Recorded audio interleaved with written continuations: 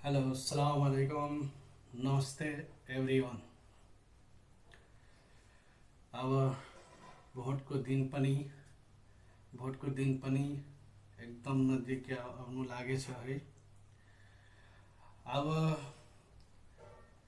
अब मेरो मेसेज यही हो, यत्रो वर्ष सबैलाई चान्स दिनुभयो, सबैलाई जिताउनु भयो है, सबैको हेरिसक्यो।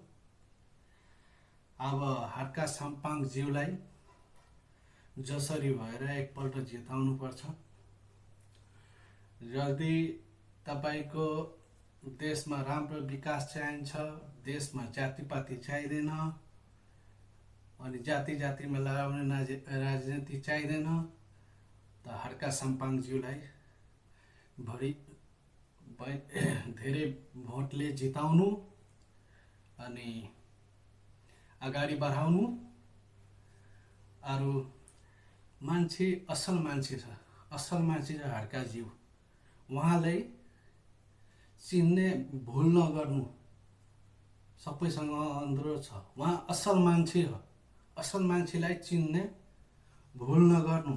हिरा छ, हिरा एकपल्ट हातदेखि निस्केपछि फेरि भेटाउँदैन है।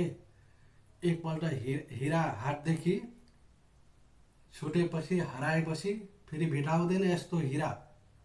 त्यही भएर सर अनि सबैसँग अनुरोध छ, हर्का साम्पाङजीलाई सपोर्ट गर्नु, जिताउनु, एकपल्ट उहाँले पनि चान्स दिनु। लास्टमा म एउटा कुरा यो पनि म भन्नु चाहन्छु है सबैसँग, यदि इन्डियादेखि आफ्नो बोर्डर मिच्नेदेखि बच्ने छ, कुनै नेताले स्ट्यान्ड लिने छ त त्यो हो हर्का साम्पाङ। हेर्नु तपाईँ कति बोर्डर मिचिसक्यो, जुन पुरानो पिलर थियो, इन्डियाको पुलिसले के गरेछ, त्यो बोर्डरले यो पिलरले ठुटाएर सार्दै त्यहाँ पुगाइदिन्छ, आफ्नो नेपालमा सारिदिन्छ है। अनि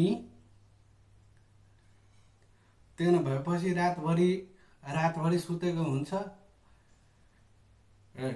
सुतेको हुन्छ नेपालमा। अब बिहान हुँदा इन्डिया भएको हुन्छ। इन्डियाको पुलिसले इन्डियाले कब्जा गरेको सकेको हुन्छ। त कहिलेसम्म यसरी चुप बसेपछि अनि कहिले हामी अगाडि आफ्नो देश बचाउन सक्दैन है। अझै अहिलेको सरकार भनेको, प्राइम मिनिस्टर भनेको